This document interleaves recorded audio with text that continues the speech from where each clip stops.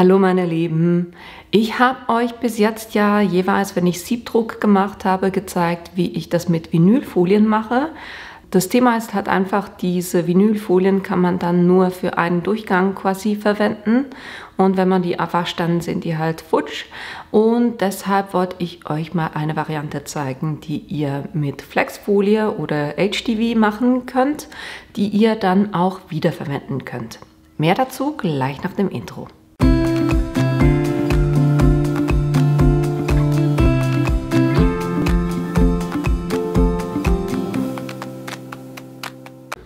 Heute wollte ich euch kurz zeigen, wie ihr permanente Schablonen machen könnt, und zwar mit Flexfolie, weil was ich euch bis jetzt ja gezeigt habe, war, dass ihr Siebdruck machen könnt mit Vinylfolie, und heute eben ein Beispiel, wie ihr das permanent, das heißt, die könnt ihr dann auswaschen und wiederverwenden, und eben wie ihr das mit Flexfolie machen könnt. Und wie das Ganze funktioniert, das gucken wir uns gleich an. Was ihr für das heutige Projekt braucht, ist euren Plotter, dann den Cricut Design Space. Dann, um die Schablone zu machen, habe ich die Standard-Grip-Matte, ich habe ein Stück Flexfolie oder HDV, dann habe ich ein Stück Backtrennpapier, ich habe einen Rahmen für das Screenprinting, da zeige ich euch nachher gleich kurz noch Varianten davon, das Rakel, um die Farbe runterzustreichen, dann eine Rolle Krepppapier, um den Rahmen abzudecken. Ich habe das Entgitterungstool, eine Schere. Dann habe ich Screenprinting-Farbe von Speedball. Da müsst ihr einfach drauf gucken, wenn ihr auf Textilien druckt, dass ihr die hier habt für Textilien. Ich habe einen kleinen Löffel, um die Farbe rauszunehmen. Dann habe ich eine Tasche, auf die ich das Motiv aufbringen werde. Ich habe die Hitzematte und die Cricut Mini, um hier das Ganze auf das Sieb aufzubringen. Warum ich die Cricut Mini nehme für diese Fläche? A, es ist zu wenig groß für die große Cricut Heatpress, aber was auch gut ist, weil die hier so in die Spitze geht, könnt ihr da wunderbar dann hoch in die Ecken gehen. Also die ist wirklich wunderbar, um solche Sachen zu machen. Jetzt noch kurz was zum Sieb selber. Ich habe 3 Varianten euch als Vorschlag. Das eine ist, ihr kauft euch einfach einen Siebrahmen. Das ist von Marabus und das ist wirklich ein dünnes Holz und dann das Sieb, das drauf geklebt ist. Da habt ihr halt einfach jetzt mal die Kosten um diesen Rahmen zu kaufen. Die andere Variante ist, dass ihr euch einfach solche Hölzer kauft. Die gibt es auch wunderbar in A4 Größe oder größer. Und dann könnt ihr da quasi diesen Rahmen selber aussägen und könnt das dann mit einem Sieb und einem Tacker selber bespannen. Das ist eine Variante. Eine andere Variante ist effektiv, dass ihr euch einfach einen Speedball-Rahmen holt, und das ist eigentlich egal, in welcher Größe ihr den Rahmen habt, die sind so gemacht, dass das Sieb ausgewechselt werden kann. Das heißt, hier drinne ist so ein Gummi, der reingepresst wird, und dadurch wird auch das Sieb gespannt, und dann könnt ihr effektiv auch mit diesem Siebstoff sowas selber bespannen, und so könnt ihr das jedes Mal, wenn ihr, je nachdem welches Motiv ihr braucht, könnt ihr das einfach auf den Rahmen aufspannen. Also einfach ist nicht ganz einfach, aber man kriegt es wunderbar hin, also das geht schon. Und so habt ihr dann effektiv einfach zum Aufbewahren nur das Sieb selber, wo ihr euer Motiv drauf habt, und könnt das eben jedes Mal einspannen, wenn ihr das braucht. Das sind die 3 Varianten an Rahmen. Ich werde euch aber heute zeigen, wie ihr es mit einem gekauften Rahmen machen könnt. Das geht einfach ein bisschen schneller. Und damit wir überhaupt was zum Aufbringen haben, gehen wir jetzt zuerst auf den Cricut Design Space, um das Motiv vorzubereiten. Wenn ihr auf dem Cricut Design Space seid, dann könnt ihr entweder irgendein Projekt aus dem Cricut Access nehmen. Wenn ihr da nicht selber was habt, ich habe effektiv ein eigenes Motiv, das ich gestaltet habe und das ich jetzt einfach integrieren will. Deshalb gehe ich auf Neues Projekt und dann kann ich sagen Hochladen und kann das Bild einfügen. Wenn ihr das Bild noch nicht hier habt, dann könnt ihr ganz einfach auf Bild hochladen gehen und das dann einfügen. Meine Datei ist nicht per se ein Bild, ein PNG oder ein JPEG, sondern ich habe hier effektiv eine SVG-Datei gemacht, damit ich wirklich eine gute Schnittdatei habe. Wenn das Thema Dateien integrieren, das heißt, integriere ich einen PNG oder einen JPEG oder einen SVG komplett neu für euch ist, dann verlinke ich euch oben ein Video, wo ich da ein bisschen mehr dazu erkläre. Ich habe, wie gesagt, das Bild schon hochgeladen und deshalb kann ich das einfach anklicken und sagen Bild einfügen. Jetzt hat es mir das hier eingefügt und ich weiß jetzt, ich brauche einen Rahmen mit einer bestimmten Größe und deshalb füge ich hier ein Viereck ein und hebe hier die Proportionen auf und sage, in der Breite muss das 21 cm sein und in der Höhe brauche ich da 14,5 cm. Ich habe mir einfach vorher den Rahmen abgemessen, damit ich weiß, wie groß das sein muss. Jetzt ist das im Moment im Vordergrund. Ihr könnt entweder das hier verschieben, wenn es denn will, genau. Oder ihr könnt jeweils auch rechte Maustaste drauf und sagen, nach vorne verschieben in den Hintergrund. Das ist auch eine Möglichkeit. So, jetzt haben wir einen Rahmen, wo ich sehe, okay, so groß, das ist die Fläche, die ich zur Verfügung habe. Und dann gehe ich auf mein Bild und passe das in der Größe an, damit ich für den Siebdruck, es ist ja immer gut, wenn man ringsherum Platz hat, damit die Farbe da nicht drüber läuft, von dem her, ich würde sagen, so in etwa passt das für mich. Dann zentriere ich das Ganze, indem ich einfach beide Elemente markiere und dann beim Ausrichten einfach sagen zentrieren. Dann weiß ich, es ist schön in der Mitte. Jetzt, damit die Dateien beide zusammenbleiben, so wie ich die jetzt platziert habe, muss ich alles markieren und sagen verbinden.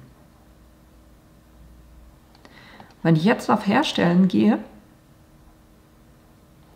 bleibt das nämlich genau da, wo es sein soll. Ansonsten, wenn die nicht verbunden wären, würde es jetzt das Quadrat platzieren auf eine Matte und dann da schön irgendwo oben in der Ecke einfach, so wie Cricut findet, das ist am platzsparendsten. Jetzt können wir hier auf Weitergehen. Er sucht meine Cricut. Und jetzt fragt er, was für ein Material ich habe. Da nehme ich Everyday Iron-On. Und normalerweise, das steht auch hier, man soll den Spiegel einschalten, was bei Everyday Iron-On oder eben Flexfolie der Fall ist normalerweise. Aber da wir das als Schablone verwenden, muss es eben gerade nicht gespiegelt sein. Den Druck behalte ich auf Standard und jetzt sagt er mir auch, was ich machen muss, nämlich in der Klemme A nichts rein, in der Klemme B die Feinschnittklinge, das ist die, die auch mitgeliefert wird, und dann kann ich die Matte laden und die quasi Starttaste dann drücken. Ich habe hier meine Standardmatte und da gebe ich jetzt eben die Flexfolie drauf und da immer drauf achten, ihr habt eine Seite, wo es glänzig ist, die muss unten sein und die matte Seite oben.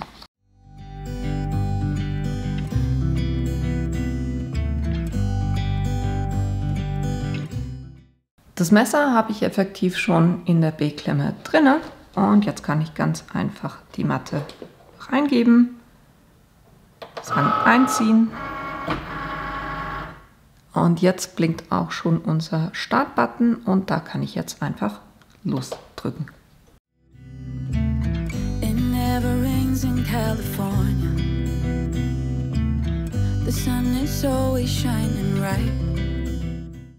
Wenn er fertig ist, dann sagt ihr euch das auch und dann blinkt auch die Ausgabetaste.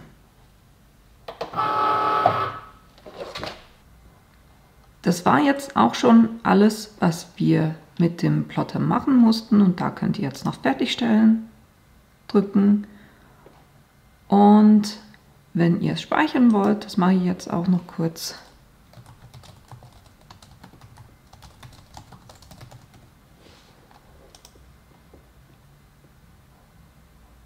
Und dann wurde das in meinen Projekten gespeichert.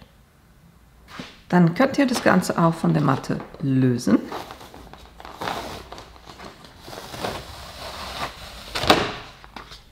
Und jetzt geht es darum, das Ganze zu entgittern. Und zwar nicht so, wie ihr das normalerweise macht, dass ihr das stehen lasst, was ihr nachher haben wollt, sondern da wir ja eine Schablone machen, muss jetzt das weg, wo nachher Farbe drauf kommen soll. People are smiling, making plans, hiding behind their shades, and you're doing the same. Wenn euch die Teile so ein bisschen zu statisch geladen sind und die immer wieder an den Fingern kleben bleiben, dann könnt ihr da effektiv einfach einen Klebestreifen auf den Tisch kleben und dann die da jeweils abstreifen. Nothing's growing where your heart is fire, but baby, I bet you're cold without me, even when it's 90 degrees. Without me, I bet that you can get any sleep in that bed, lying awake, 'cause I'm not there beside you.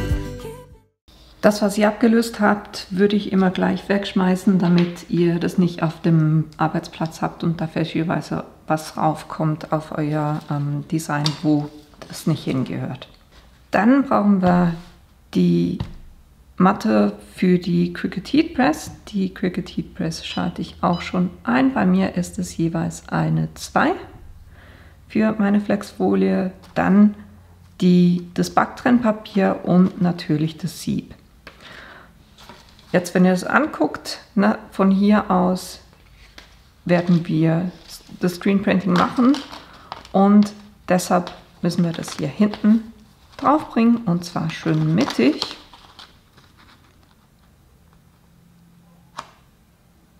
Ihr könnt euch am Anfang effektiv entscheiden, wie ihr es machen wollt. Wenn ihr wollt, dass die Folie auf dem Sieb drauf liegt, das heißt da, wo ich die Farbe auch entlang streiche, dann müsstet ihr das am Anfang spiegeln. Wenn ihr es so wie ich machen wollt, dass ihr es auf der Rückseite aufbringt, dann müsst ihr es eben nicht spiegeln. Also da müsst ihr euch am Anfang jeweils entscheiden.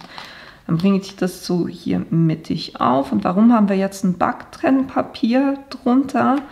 Weil ich drücke ja hier jetzt drauf und löse quasi so ein bisschen diese Klebeschicht auf und ich will nicht, dass die dann an meiner Matte haftet. Deshalb schütze ich meine Matte mit dem Backtrennpapier und bringe das dann hier drauf.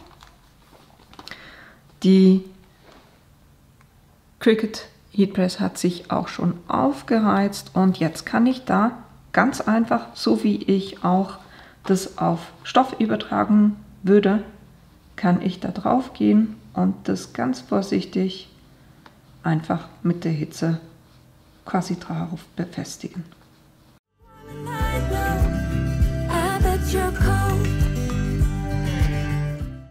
Wenn ihr das Gefühl habt, ihr habt da zu wenig Widerstand, dann könnt ihr auch ein kleines Tuch einfach drunter legen und das so machen. Aber eben auch das Tuch unter das Backtrennpapier und nicht drauf, ne? Sonst klebt ihr jetzt dann die Vinylfolie oder die Flexfolie auf eurem Tuch.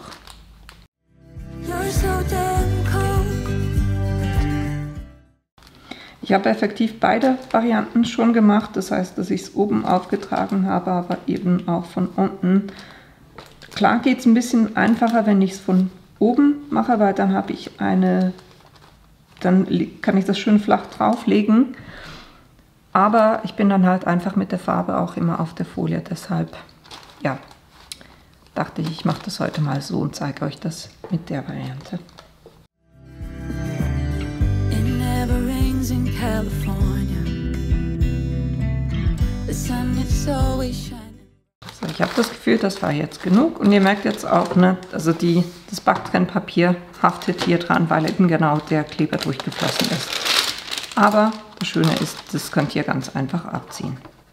Und dann könnt ihr versuchen, die Folie hier hinten abzuziehen. Und das sollte eigentlich wunderbar funktionieren. Nicht so wie mit der Vinylfolie, ne? Wenn ihr da einzelne Stellen habt, wo ihr das Gefühl habt, die haftet noch nicht sauber, ich habe da nur eine kleine Ecke, die decke ich kurz nochmal ab und gehe da nochmal drüber. Einfach nicht mit der Hitze auf irgendeine Stelle drauf, wo ihr die nicht mit der Folie geschützt habt. Das war es auch schon mit der Cricut Mini, die kann ich auch ausschalten. Und ihr seht, ihr habt jetzt hier wunderbar eine Schablone, mit der ihr arbeiten könnt. Und das testen wir auch gleich aus. But if the sky would open up, you're staying home, you don't get out. You always used to love the rain, but LA changed you. No rain, no flowers, nothing's growing where your heart is fire. But baby, I bet you're cold without me, even when it's 90 degrees. Without me, I bet that you can get any sleep in that bed, lying awake, 'cause I'm not there beside you, keeping you warm and I know, I bet you're cold. You're so damn cold.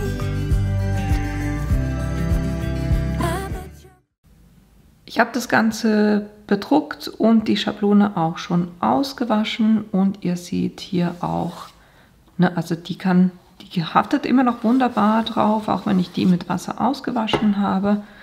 Nicht, dass es schön aussieht, aber sie funktioniert wirklich wunderbar immer noch jetzt mehrere Male. Von dem her ist es eine Variante, wie ihr halt einfach auch eine Schablone machen könnt, die ihr immer wieder verwenden könnt.